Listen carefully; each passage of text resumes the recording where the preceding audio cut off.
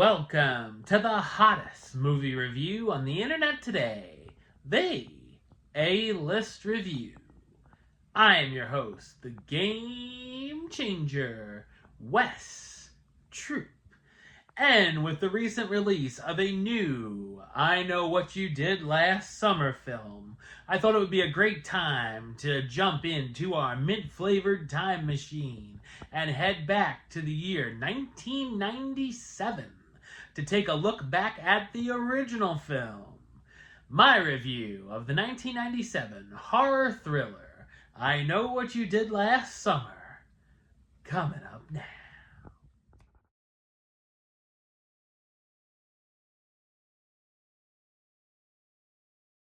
Four young friends bound by a tragic accident are reunited when they find themselves being stalked by a hook-wielding maniac in their small seaside town.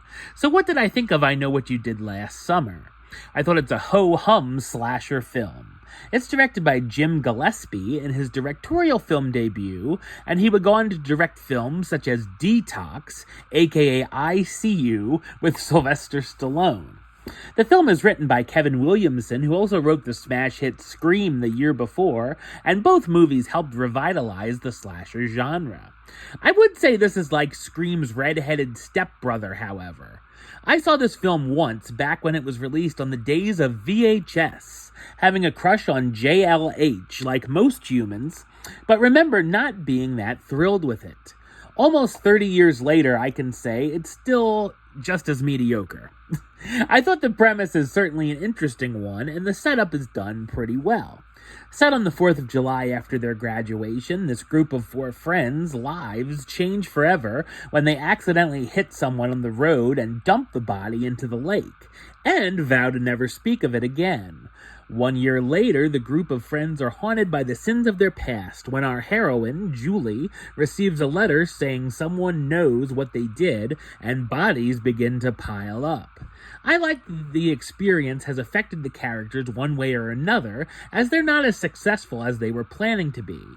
While the killer may have sounded scary on paper, the murderer in a trench coat who uses a fishing hook as his weapon of choice isn't exactly frightening or even imposing. They just kind of look like an evil Gordon's fisherman. The deaths are also lackluster, and when we get some important ones, they're either done off camera or barely shown. The murder mystery of trying to solve who's hunting them down before someone else gets beat with a fish stick becomes more convoluted than it needs to be, and has a handful of obvious red herrings.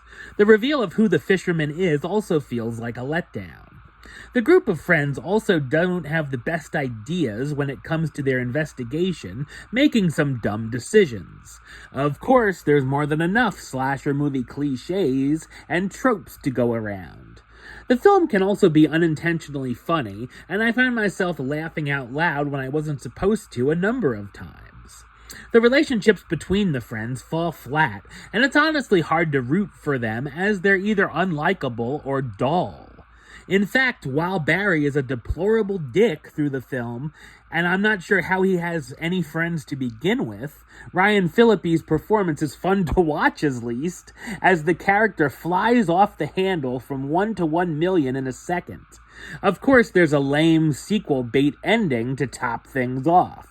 The attractive cast stars Jennifer Love Hewitt as Julie James, the college teen who, along with her friends, start being terrorized by a mysterious figure who knows their secret, Sarah Michelle Gellar as Helen Shivers, Julie's best friend and pageant queen, Ryan Phillippe as Barry Cox, Helen's boyfriend who has a hot temper, and Freddie Prinze Jr. as Ray Bronson, Julie's ex who now works as a fisherman. I Know What You Did Last Summer is a substandard and uninspired slasher film that by the end had me calling for the hook. Number-wise, I'm going to give it a 5 out of 10, which gives it the A-list rating of meh. You know, it's okay. Alright, well that's the show. I'll be back with another review very soon. But until then, don't forget to like, comment, and subscribe right here on YouTube.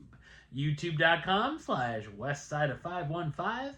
Like the show on Facebook, facebook.com/WestTroopAlist. And of course, you can follow me on the Instagram and Letterboxd at WestAlist. Until next time, Troop out.